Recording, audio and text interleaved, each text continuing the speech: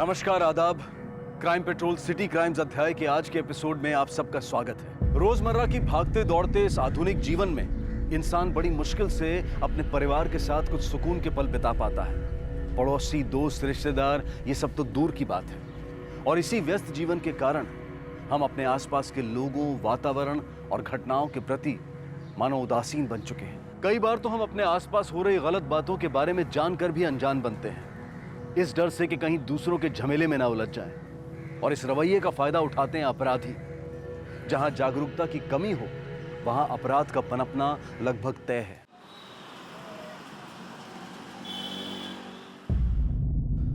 आरती, आरती, अरे ये सामान वगैरह तो अनपैक कर दो यार। आरती, अरे आरती यहाँ क्या कर रही हो यार? सारा सामान अनपैक करना है। अरे क्या हुआ? अरे इधर तो आओ, जल्दी आओ। क्या हुआ? ये देखो, जब से हम लोग यहाँ पर आए हैं, ये गुंडे जैसे लोग यहाँ पे इनके घर के आसपास घूमते रहते हैं। कुछ अजीब तो है। अरे छोड़ो यार, काम बहुत है। अजीब नहीं है, मैं बोल रही हूँ ना, बहुत बड़ा चक्कर है ये। तुम्हें पता है, शर्मा आंटी बोल रही थी कि खत्री अंकल घर बेचने का सोच रहे हैं, लेकिन मुझे समझ में नहीं आ रहा है कि खत्री अंकल के घर का किसी भी मेंबर का नामो निशान यहाँ पर नहीं है।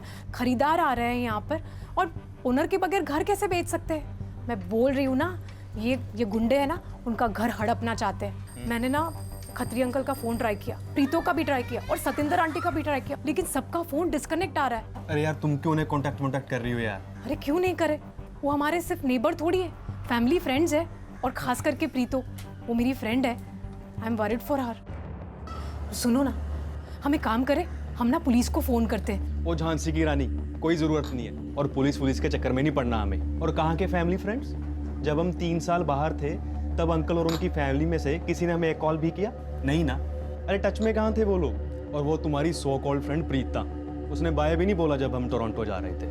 अब हम क्यों केयर करें? और वैसे भी आरती, बहुत काम बाकी है। और कम से कम ये सामान तो अनपैक कर दो यार। Okay, bye bye.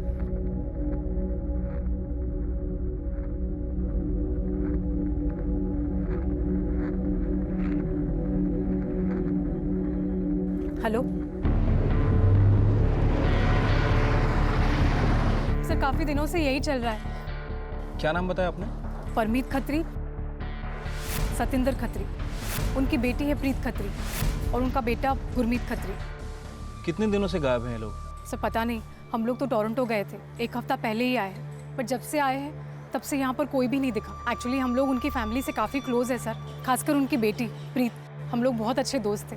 6 साल पहले जब मैं यहाँ पर शादी करके आई तो मेरी सबसे अच्छी दोस्त वही बनी है। उम्र में थोड़ी छोटी है मुझसे। परजाई जी, मम्मी जी ने भेजा आपका वेलकम करने के लिए। Thank you. आओ ना अंदर। परजाई जी, आप रो रही थी?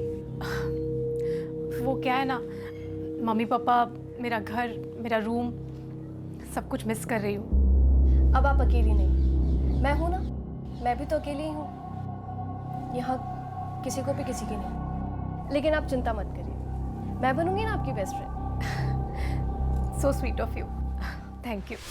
सर 3 साल पहले मेरे हस्बैंड को टोरंटो में एक असाइनमेंट मिला था। हमारे जाने के कुछ दिन पहले से ही प्रीतो जैसे गायब ही हो गई थी, ना उसका कोई फ़ोन, ना आना जाना। और मैं भी शिफ्टिंग के चक्कर में उससे बात नहीं कर पाई थी। पर मैंने वहाँ से उसका फ़ोन ट्राई किया था। जब भी उसका फ़ोन ट्राई किया, उसका फ़ोन स्विच ऑफ आ रहा था। और यहाँ आने के बाद तो उनके सारे ही नंबर डिस्कनेक्ट हो चुके हैं। सर मैंने आस पड़ोस के लोगों से भी पूछा, लेकिन किसी को उनके बारे में कुछ नहीं पता कि वो लोग कहाँ है, क्या है, कैसी हालत में है। रिलैक्स, आप शांत हो जाइए, हम देखते हैं।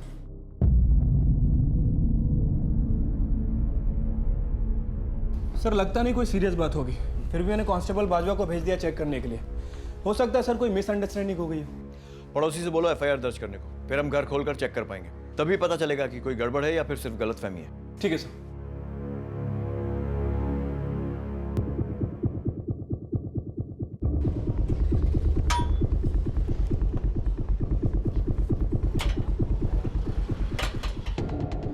सिंह, पड़ोसी से पूछो, शायद किसी के पास चाबी रखी हो।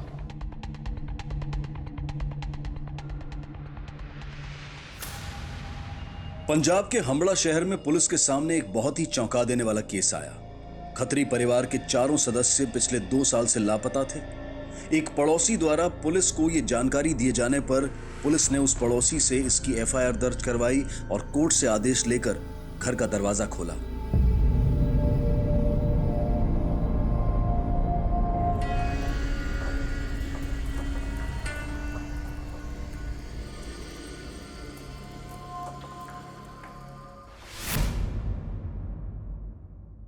वो जी 2 साल हो गया इस फैमिली का कुछ अता पता ही नहीं है। और इनकी एक चाबी जो मेरे ड्रॉवर में रहती थी, एक दिन उनका एजेंट आया था परमीत जी का अथॉरिटी लेटर लेके, और एक दिन उनको चाबी दी थी और एक आज। ये परमीत की फैमिली आप लोगों से क्लोज थी क्या? क्लोज तो थी जब वो नॉर्मल थे। नॉर्मल थी मतलब? अरे जोली टाइप के थे, वो पार्टियां शार्टियां करते थे। और चको यार फटाफट, चीयर्स चीयर्स चीयर्स। और जस्सी पाजी नहीं आया यार। ओ कितने रह गए पटियाला ही बनाएगा और केड़ा बनाऊंगा। और शर्माना बिल्कुल। चीयर्स। आपका नेकलेस तो बड़ा सुंदर है। नेकलेस की मत पूछो, ज्वेलर का फोन आया, कहते मैम एक्सक्लूसिव पीस आया हुआ है। मैंने कहा फिर देर किस बात की है, बस उसने भेजा और मैंने पहन लिया। और एक दिन अचानक वो सब बंद हो गया। और एक दिन तो ऐसा भी आया कि मेरे ऊपर बिगड़ गए। परमीते, ओ परमीतिया, ओए आजकल किधर है, नजर ही नहीं आता यार तू। ओए की परमीते लगा कर क्या काम तो धरी देने कोई, जा अपना काम कर। परमीते लगा कर क्या। अच्छा, इस फैमिली के बारे में आप और कुछ भी बता सकते हैं? वो नहीं जी, वो मैं तो काम पे रहता था। हाँ इतना जरूर है, वो मेरी घरवाली को सब पता होगा। शो ऑफ का जी बड़ा ही शौक था उन्हें, खासकर मिसेस खत्री को। वो तो छोड़ो जी, फ्लर्टिंग का भी मौका नहीं छोड़ती थी। बंदा बड़ा हो छोटा हो, बस कोई मौका नहीं छोड़ती थी। आपकी शर्ट मुझे बहुत सुंदर लग रही है। अरे पूरी पार्टी विच ना आप सबसे सोहने लग रहे हो। अच्छा हाँ। और बेटा भी कुछ कम नहीं था जी, बिल्कुल माँ पर गया था। ओ ते लोग कहती सी कि भाई ड्रग व्रग भी लेता है। ये खत्म हो जाने दे पार्टी, फिर हम छत पे चलते हैं, फिर वहाँ जाके फूकेंगे। बस प्रीता थी सीधी सादी बेचारी ना। पुत्र कल्ली क्यों खड़ी है? नहीं नहीं आंटी, ऐसी कोई बात नहीं है। वो इतना लाउड म्यूजिक है ना, वो मुझे बिल्कुल पसंद नहीं है। करीब 2 साल पहले जी सब कुछ बदल गया। हमने सोचा कोई प्रॉब्लम होगी, हेल्प करने के इरादे से उधर गई थी उनके घर। जो जाकर देखा ना, तो देखकर जी शॉक्ड रह गई सी बिल्कुल। प्रीता तो जी बड़ी बीमार लग रही थी। सारे खिड़की दरवाजे बंद थे जी, कोई हरकत नहीं, कुछ नहीं। अजीब सी फीलिंग हो रही थी जी, बहुत स्मेल आ रही थी जी उधर। अरे प्रीतो, दरवाजा खोल पुत्र, दरवाजा खोल लो। एक कुड़िया दरवाजा खोल। वो जी पड़ोसी थे, मदद करना तो अपना फर्ज बनता ही था।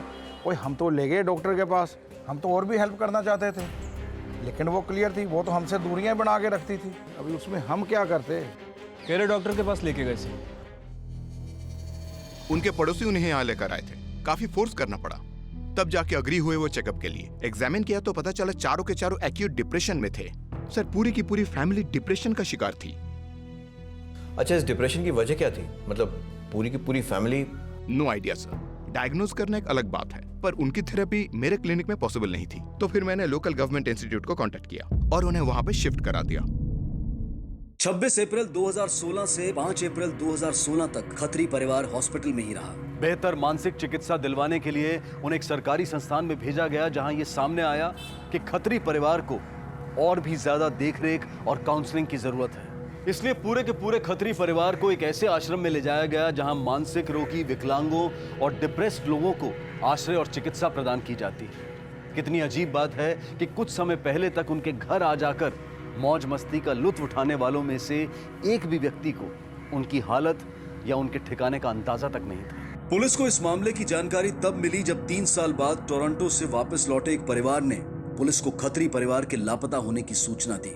बहरहाल पुलिस अब खत्री परिवार की इस दयनीय स्थिति के पीछे की वजह तलाशने में जुट गई।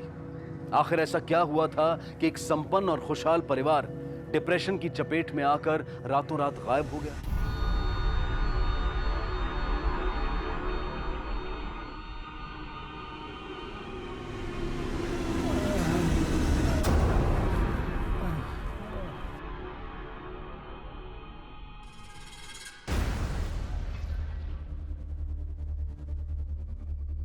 हमें जाने दो, हमें जाने दो, हमें जाने दो, हमें अभी क्यों रह गए यहाँ पे? यहीं पर तेजी, मतलब मिस्टर खत्री, मिसेस खत्री और उनकी बेटी प्रीत। बेटा नहीं था उनके साथ। बुरा हाल था जी बेचारों का। देखिए परमीत जी, ये हमारे एनजीओ के डॉक्टर हैं, हम आपकी हेल्प करना चाहते हैं। बताइए आपके साथ क्या हुआ? आप कुछ तो बोलिए, आप घबराइए मत, हम यहाँ सब आपकी हेल्प करने के लिए ही बैठे हैं। देखिए मिसेस खत्री, आप बोलेंगे नहीं तो कैसे चलेगा, सब ठीक हो जाएगा। देखो प्रीत बेटा, हम हेल्प करना चाहते हैं तुम सबकी, इलाज कराना चाहते हैं तुम्हारा। तुम भी चाहते हो ना सब ठीक हो जाए, तो बताओ हमें क्या हुआ तुम्हारे साथ? ट्रीटमेंट शुरू कराई उनकी, हौले हौले ठीक भी होने लगे थे। धीरे धीरे हालत पहले से बेहतर होती जा रही थी, लेकिन फिर 2 महीने बाद उनके फैमिली फ्रेंड आए। पहले तो बस मिलना चाहते थे, लेकिन मिलने के बाद उन्होंने ये डिसाइड करा कि वो उनको अपनी जिम्मेवारी पर अपने साथ ले जाएंगे। मैं हूं ना, मैं रखूंगा तेरा ख्याल, तेरा भी, भाभी का भी और प्रीतो का भी। अरे तूने इतना कुछ किया है मेरे लिए, तुझे याद छोड़ के जाऊंगा मैं? चलेगा ना मेरे नाल? चलेगा ना? ठीक है जी, अच्छी बात है। मैं डिस्चार्ज फॉर्मेलिटी शुरू करवा देता हूँ, पेपर शेपर रेडी करवाता हूँ। ठीक है, आप करवा दीजिए।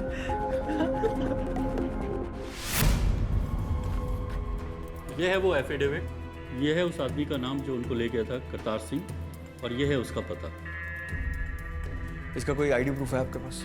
सॉरी सर, वो आईडी प्रूफ नहीं ली। इस एड्रेस को वेरीफाई करो और करतार सिंह से कांटेक्ट करने की कोशिश करो। ठीक है सर।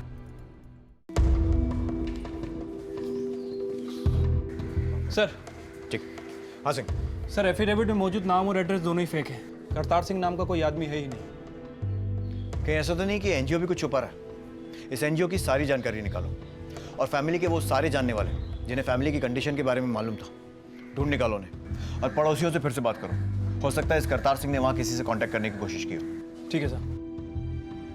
अजीब सी बात है कि आज के ज़माने में एक फैमिली को अपने साथ कौन लेकर जाएगा, और वो भी ऐसी फैमिली जो बीमार हो। सर, हो सकता है कोई स्वार्थ हो, इसलिए अपने साथ लेकर गया हो।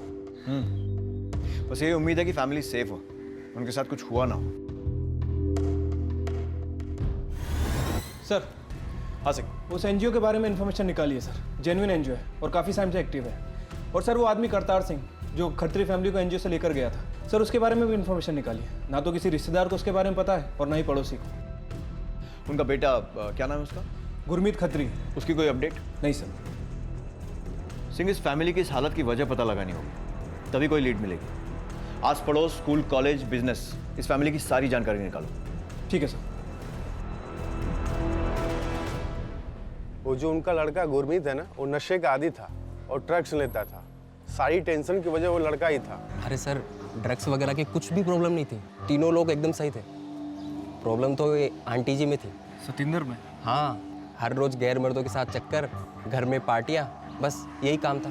कुछ ज़्यादा ही नज़दीक होने की कोशिश करती थी, पता नहीं क्या समझती थी अपने आप को। मुझे नहीं लगता ऐसा कुछ था मैडम, शायद उनका बिजनेस घाटे में चल रहा था। ये महंगे फ़ोन, मोबाइल, गाड़ियाँ, बंगलो, पार्टियाँ, सब दिखावा था और कुछ नहीं।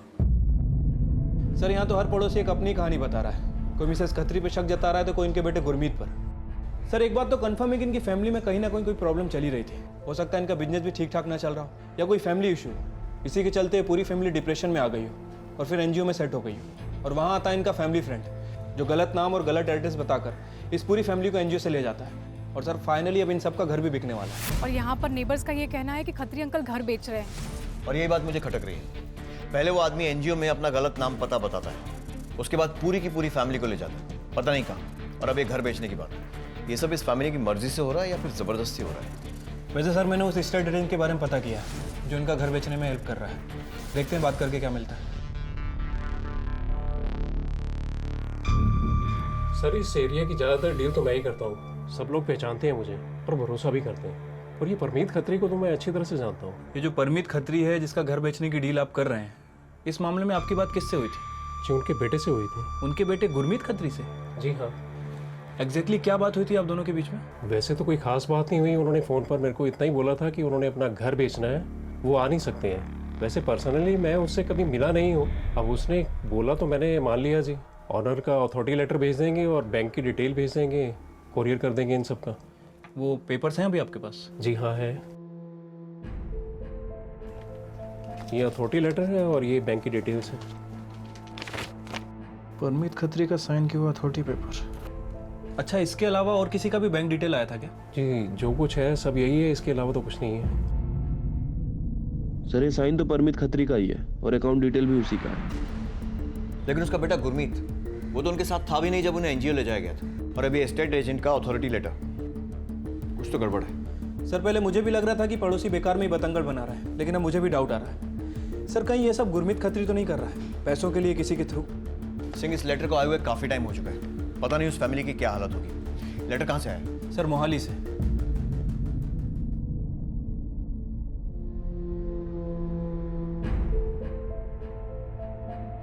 और इस गुरमीत खत्री, इसके बारे में कोई अपडेट नहीं? नहीं मैम, एजेंट के मुताबिक घर बेचने की बात इसी से हुई थी और उसी ने ये घर के पेपर्स हमें भेजे थे। परमीत खत्री के सिग्नेचर के साथ, जो खुद लापता है। लेकिन ये पेपर मोहाली से आया और हमें शक है कि वो फैमिली यहीं कहीं मोहाली में है। बस मैम, वो फैमिली पहले से डिप्रेशन में है और ऐसी कंडीशन में कोई उन्हें एक्सप्लॉइट कर सकता है, और ऐसी हालत में वो कैसे हैं, कहाँ हैं, कोई नहीं जानता। उनकी फैमिली को खतरा भी हो सकता है। फैमिली गायब है लेकिन घर बेचने की परमिशन दे दी है।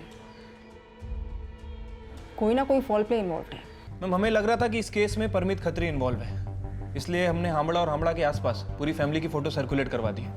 हम चाहते हैं कि उनके फोटो यहाँ भी सर्कुलेट किए जाएं। हमारी एक टीम मैं असाइन कर रही हूँ आपको पूरा असिस्टेंस मिलेगा, बी रेस्ट एश्योर्ड। फैमिली को ढूंढने के लिए एक सर्च ऑपरेशन शुरू कर देंगे। बाकी डिपार्टमेंट से आपको जिन जिन रिसोर्सेज की जरूरत है आप बताइए, we'll try our best. Thank you ma'am. Constable Singh को इनके साथ लगा दो और इन्होंने जिस कुरियर कंपनी के डिटेल्स दिए हैं उन्हें कांटेक्ट करो। जी thank you ma'am.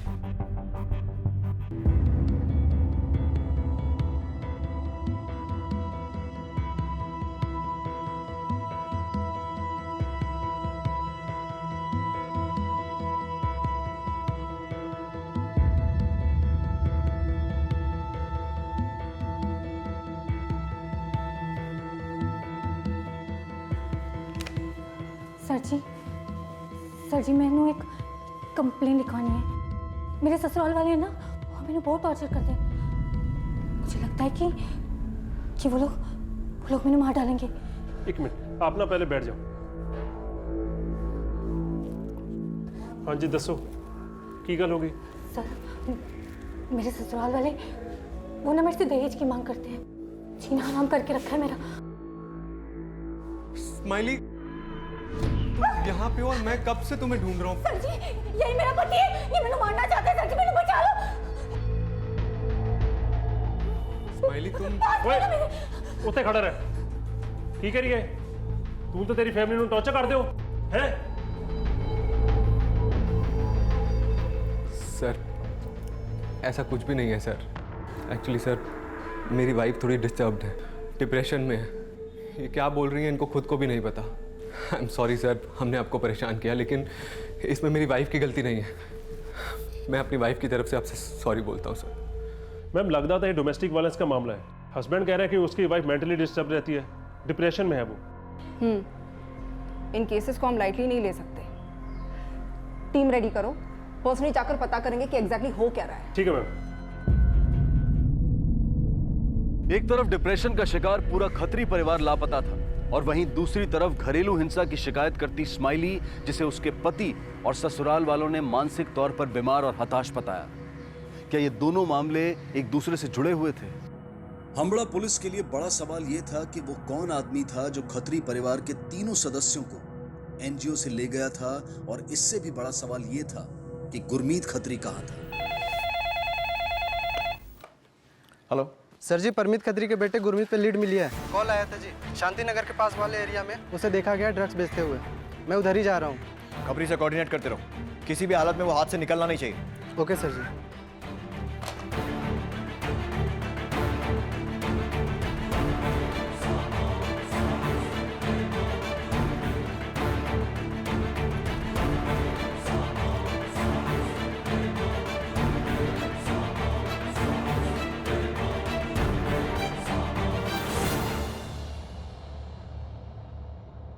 Hello sir ji, tip तो गलत निकली, बंदा तो कोई और ही निकला। अरे मैडम, सबने इसकी वजह से हुआ है। मैंने कहा था और मैंने पता था ये होने वाला है। अरे छोड़ देता, पागलखाने भर्ती करवा देता। तेरे प्यार श्यार के चक्कर में ना लाइफ बर्बाद हो गई हमारी। मम्मी जी, आप प्लीज शांत हो जाइए सबके सामने। मेरी वाइफ को डिप्रेशन की बीमारी है। डिप्रेशन? अरे पागल है वो, रोज कोई ना कोई सी अफवाह। मैं उसको डॉक्टर के पास लेके गया हूँ। आप चाहे तो ये सब टॉर्चर दहेज वाली बात है, झूठ बोल रही है क्या वो? मैम, ये सब इतना आसान नहीं है। उसको लगता है वो ये सब सच बोल रही है, और अब तो मुझे लगने लगा है कि उसने अपने मन में अजीब सा वहम पाल लिया है। खुद को चोट पहुंचाती है और कहती है कि हम सब लोग उसको टॉर्चर कर रहे हैं। और इस बात की क्या गारंटी है कि ये सब जो तुम कह रहे हो वो सच है? मैम, मैं आपसे वही तो कहने की कोशिश कर रहा हूँ। एक मिनट। अरे मैडम जी, क्या बता, रोज कुछ ना कुछ करती रहती, कैसे संभालूं, कैसे क्या करूं, आप ही बताओ। मैम, ये देखिए, एंटी डिप्रेशन पिल और ये प्रिस्क्रिप्शन। डॉक्टर ने खुद स्माइली को एग्जामिन करके ये पिल्स प्रिस्क्राइब किए। मुझे लगता है कि ये लोग वाकई कुछ ना कुछ छुपा रहे हैं, 100% सच नहीं बोल रहे हैं। हाँ, मैंने पड़ोसियों से बात की। हाँ। इनफैक्ट मुझे स्माइली के फादर का कांटेक्ट भी मिला। हाँ। मैंने उनसे भी बात की। और मैम, सभी का यही कहना है कि ये काफ़ी अच्छे लोग हैं, आसपास में काफ़ी इज्जत है उनकी। मैम, स्माइली के फादर खुद कह रहे हैं कि प्रॉब्लम उनकी अपनी बेटी में है, और ये काफ़ी अच्छे लोग हैं। एक काम करो, अमन की फैमिली से जुड़ी और डिटेल्स निकलवाओ। जी मैम। खासकर अमन के बारे में। जी मैम।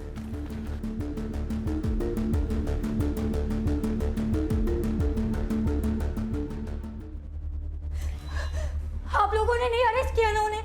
मैंने आपसे कहा था ना मैम जी कि वो लोग मुझे मार डालेंगे। ये देखिए उन लोगों ने मुझे मारने की कोशिश की। ये देखिए, तुम शांत, वो मुझे मार डालेंगे मैम। एक मिनट, मार डालेंगे। काम डाउन, जस्ट काम ये देखिए डाउन। मैम। ओके स्माइली, तुम बैठो, बैठ जाओ। तुम पहले बैठ जाओ यहाँ पे। अच्छा, लो पानी पी लो।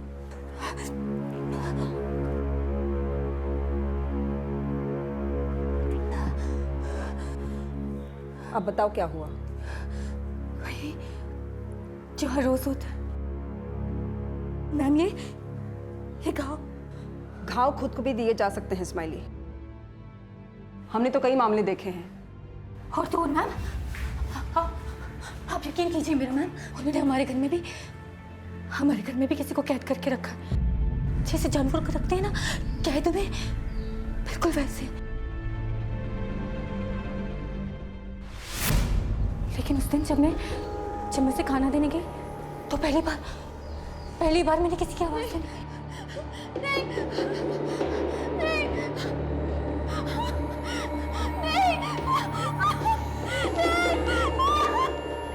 अंदर जाग के देखा तो वहां पे एक लड़की थी, बुरी हालत में। वो औरत कौन है, उसे वहां क्यों रखा गया, उस बारे में मैं कुछ भी नहीं जानती मैम। मुझे उसी टाइम समझ में आ गया कि मेरे ससुराल वाले वो नॉर्मल लोग नहीं है। मैं भागी आप लोगों के पास आई ताकि आप लोग मेरी हेल्प कर सकें, लेकिन कुछ भी नहीं हुआ मैम। अब मैं नहीं जानती कि मेरा क्या हाल होगा, लेकिन मैं जो कुछ भी कह रही हूँ ना मैम, वो सब सच है। मेरी बात पे विश्वास कीजिए मैम, मैं सब सच कह रही हूँ, सब सच कह रही हूँ मैं। अरे मैडम जी, हम क्या कोई क्रिमिनल है जो किडनैप करके किसी को कैदी बना के रखेंगे?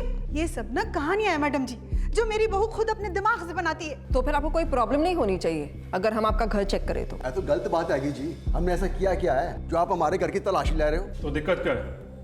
आप लोग नर्वस क्यों हो रहे हो? हम नर्वस कहाँ हो रहे हैं? ये लोग भी अपना काम ही कर रहे हैं। आइए सर, आप तलाशी ले लीजिए। जाओ जी, तलाशी ले लो जी, तलाशी ले लो। तो मेरे साथ आओ।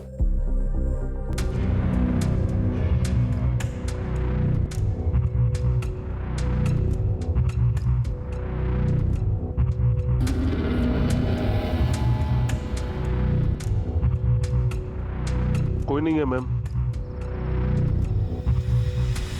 नहीं, कोई और ही था। टिप गलत निकली। वीएम कॉलोनी से भी टिप मिली है, वहां भी किसी ने गुरमीत को देखा। सिंह, जितनी भी टिप्स मिल रही हैं गुरमीत के बारे में मिल रही हैं, बाकी फैमिली को किसी ने भी नहीं देखा। हो सकता है कि गुरमीत ने उनके साथ कुछ किया। अच्छा, वहां से कोई खबर?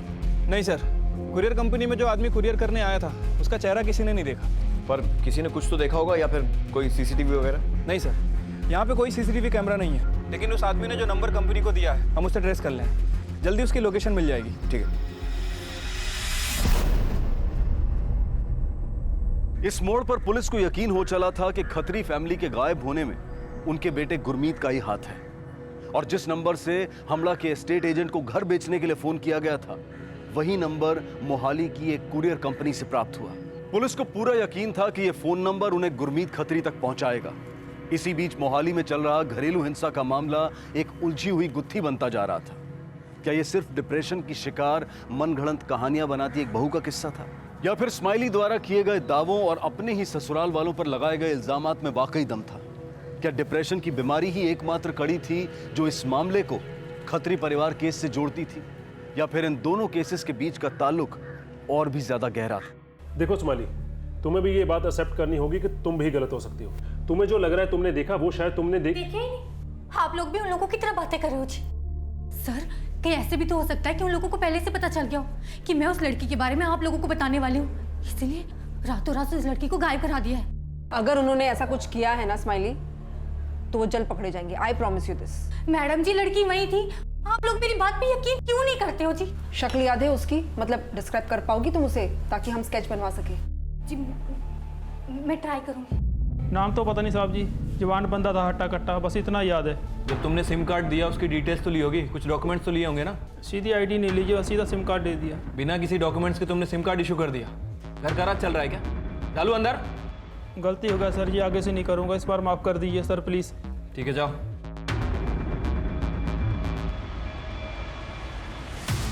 सर, कुरियर कंपनी को जिस नंबर से कॉल आया था उसे ट्रैक नहीं कर पाए सर। वो नंबर तो बंद है, लेकिन मैंने उस ऑनर से बात की जहाँ से वो सिम इशू हुआ था सर। उसने बिना आईडी के वो सिम कार्ड इशू कर दिया था।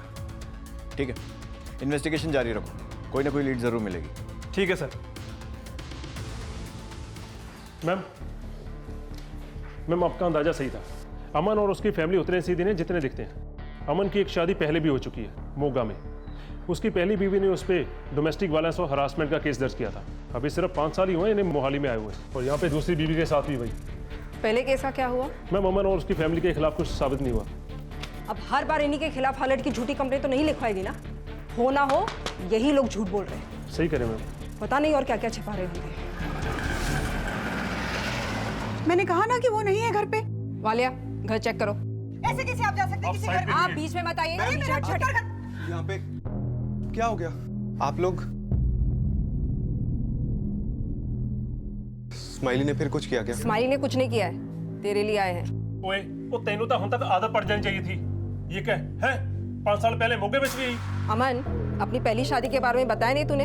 हाँ, हर बार तुम तीनों के खिलाफ केस दर्ज होता है हैरेसमेंट का, और तुम लोग तो एक्टिंग ऐसे करते हो जैसे कि जाति तुम लोगों के साथ हो रही है। मैम, क्या करूं मैं?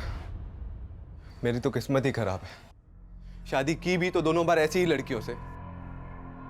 मेरी ही गलती है। अरे ना पुत्र, तू ऐसा। मैम, लेकिन वो केस तो बंद हो गया था ना। मैंने उस समय भी पुलिस के साथ फुल कोऑपरेट किया था, लेकिन कंप्लेंट ही गलत थी, उन्हें कुछ मिला ही नहीं। हर बार तेरे खिलाफ गलत कंप्लेंट। हाँ बस मैडम जी, बस बहुत हो गया। अब हम आप पे केस करेंगे हरासमेंट का। एक तो लड़की ने तंग कर रखा है, ऊपर से आप हमें हरास कर रहे हो। अब आप जाइए और सबूत लेकर आइए पहले। जिस दिन तेरे खिलाफ सबूत मिला ना, उस दिन हैरेसमेंट क्या होती है समझ आएगा तुझे। आओ जी, सबूत ले आओ। मुझे अब भी इन पर शक हो रहा है, नजर रखो इन पर। बाप अभी तक शांत था, हुन असली रंग दिखा रहा है। कब तक चुप रहता? मामला गर्म होते पुलिस वाले को उल्टा धमकाना, शरीफ बंदे नहीं करते ये सब। मैम, मुझे लग रहा है केस कहीं ना कहीं अटक सा गया। मैम, एक बात तो कंफर्म है कि कोई ना कोई इस खत्री फैमिली का फायदा उठाना चाहता है।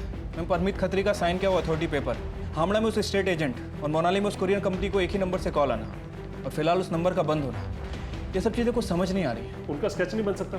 नहीं, हमने जब उस दुकानदार से बात की तो प्रीता का क्या हुआ? एक मिनट, ये शक्ल प्रीता खत्री से मैच नहीं कर रही।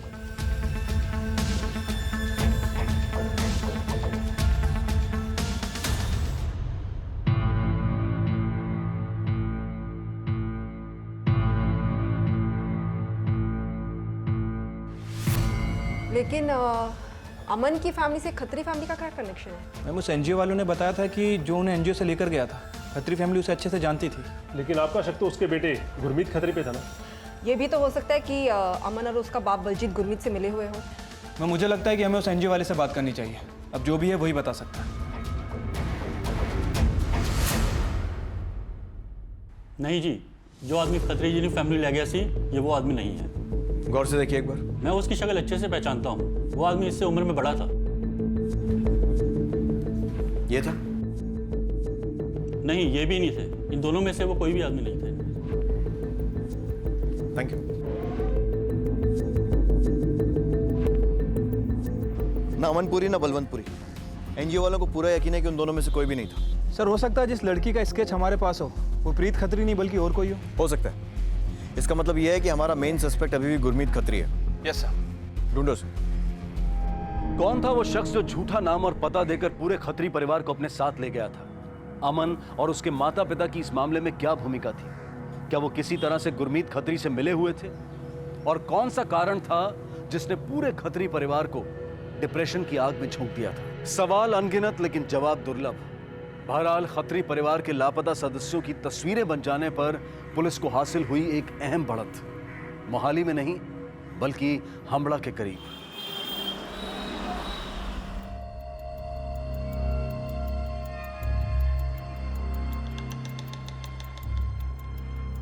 खत्री परिवार के लापता होने के पीछे पुलिस का शक गुरमीत खत्री पर था, लेकिन गुरमीत खत्री खुद ही पुलिस को सड़कों पर भीख मांगते हुए मिला। सर जी, वीएम कॉलोनी के सिग्नल पर भीख मांगते हुए मिला। काफी टाइम से उसी सड़क पर भिखारियों के साथ रह रहा है। मैंने इसको इसके परिवार के बारे में पूछा, बड़े कुछ बोलता नहीं, कुछ बताता नहीं है। फिलहाल इसे डॉक्टर के पास लेकर चलो, बाद में बात करते हैं। ठीक है सर, चलो।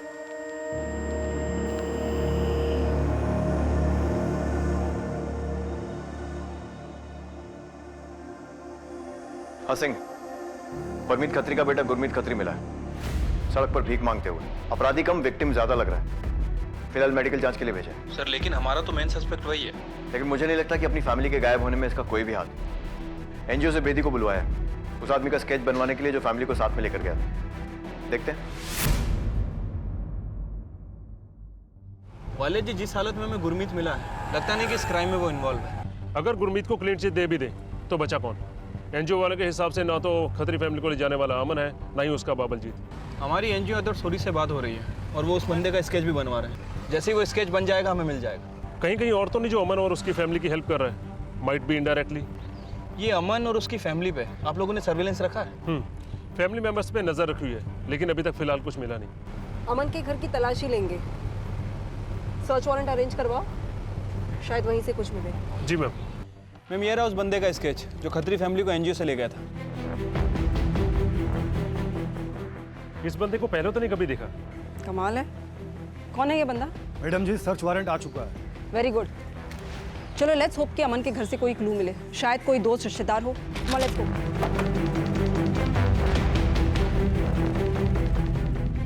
पूरे घर को चेक करना, एक एक रूम की अच्छे से तलाशी लेना। जाओ। अच्छी जबरदस्ती आ गई जी। पेपर का वारंट हाथ में रख दिया और सारा घर उलट पुलट करके रख दिया आपने।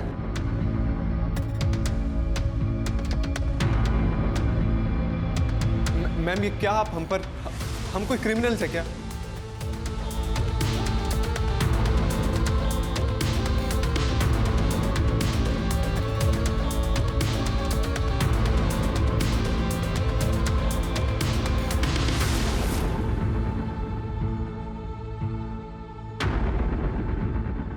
संभाल के।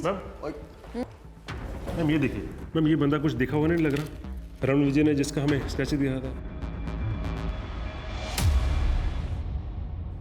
रणविजय, वो स्केच दिखाइए।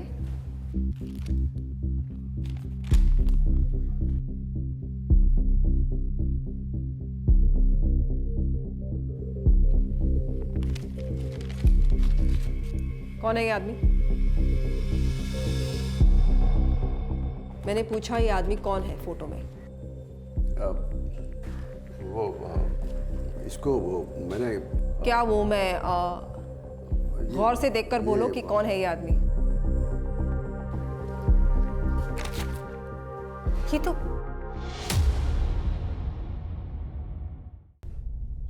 तो मेरे डैडी जी। मैम क्या हो मेरे डैडी जी को? मैम मिस्टेक हो गई जी आप लोग से। मैं तो कोई एनजीओ से नहीं मिला। तेरे अंदर झूठ बोलेगा तो उतना ही पिटेगा। हमने एनजीओ वाले का बयान लिया है, अब वो बोल जो सच है। बोल। गया था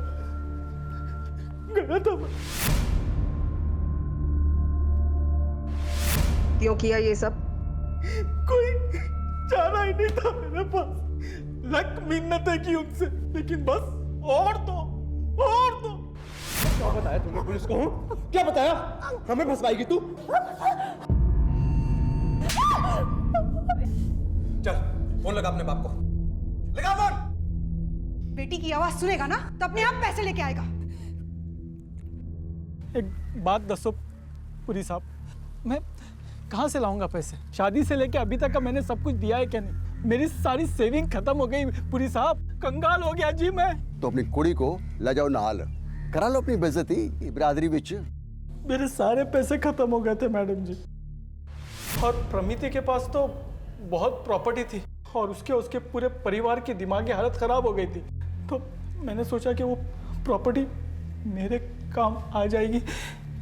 बस यही बात जाके मैंने अमन और उसके घर वालों को बताई। पूरा परिवार डिप्रेशन का शिकार है, आश्रम में रहते हैं, किसी को कुछ पता नहीं है। किसी भी तरह उनकी प्रॉपर्टी वगैरह अगर मिल जाए तो। आइडिया तो अच्छा है। तो फिर आप उनको यहाँ ले आइए जी। मैं माइली की खातिर मान गया मैं, और करता भी क्या, एनजीओ के आश्रम जाके झूठा नाम और एड्रेस देके ले आया उन्हें। फिर मैंने अमन को खत्री और उसका परिवार सौंप दिया। फिर उसके बाद उसने उसके साथ क्या किया, कहाँ रखा, मुझे कुछ नहीं पता, सच में कुछ नहीं पता। क्या लगा तुझे सब ठीक हो जाएगा? ठीक हो जाएगा सब। खत्री फैमिली को डिप्रेशन में डालने वाला तू है। उनकी इस हालत का जिम्मेदार तू है। मैडम नहीं, वो परिवार तो पहले से डिप्रेशन में था मैडम। मैंने कुछ नहीं किया मैडम, मैं सच में कह रहा हूँ मैडम, मुझे कुछ नहीं पता। अब कहाँ है वो? मैं सच कह रहा हूँ सर, मुझे नहीं पता। उल्टा अमन और उसका परिवार मुझे धमकी दे रहा है। बोला घर बिकने में देर हो रही है, इसलिए वो लोग बोल रहे थे कि घर बेचने के लिए अथॉरिटी लेटर तो मिल गया है, अब उसके पूरे परिवार को ठिकाने लगा देते।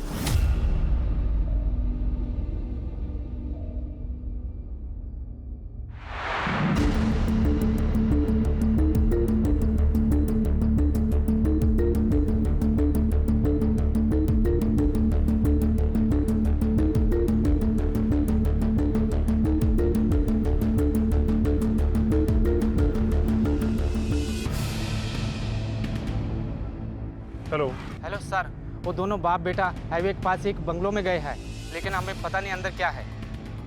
मैम, वो दोनों हाईवे के पास किसी फार्म हाउस पे गए। उसे कहना उन पे नजर रखे और जीपीएस लोकेशन मंगवाओ। जी मैम, उन दोनों पे नजर रखो और जीपीएस लोकेशन जल्दी से जल्दी भेजो। ओके। गाड़ी तेज चला, पहुंचना है जल्दी।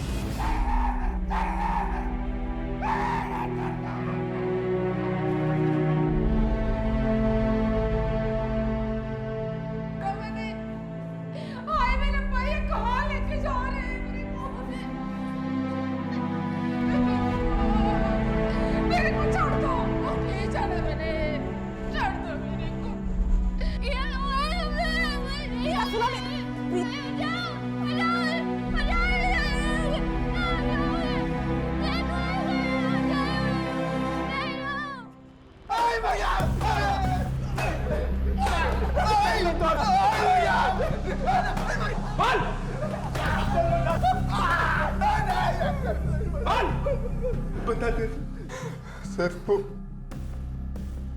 हम लोग उनसे छुटकारा पाना चाहते थे, इसीलिए मार दिया हमने। डिप्रेशन में थी वो फैमिली, ट्रीटमेंट की जरूरत थी और तुम दोनों ने उसे टॉर्चर किया। ये बेरहमी से बार बार रेप किया उस लड़की का तूने?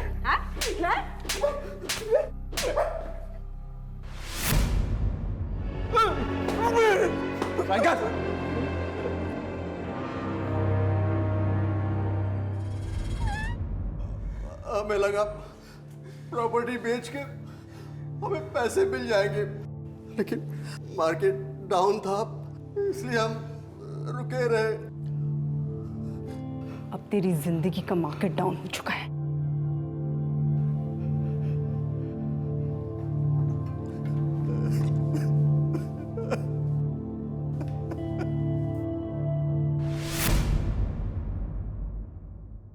आखिरकार हमड़ा और मोहाली पुलिस के दृढ़ निश्चय और परिश्रम द्वारा अपराध और अपराधी का पर्दाफाश हुआ। क्यों हम आज भी अपनी बेटी की खुशियों से ज्यादा महत्व देते हैं समाज के संकुचित दृष्टिकोण को? ये ऐसे जख्म नहीं थे जो कुछ दिनों, हफ्तों और महीनों में भर जाते। परमीत, सतिंदर, प्रीत और गुरमीत खत्री, इस पूरे परिवार के साथ जो हुआ वो सोचकर भी दिल दहल जाता है।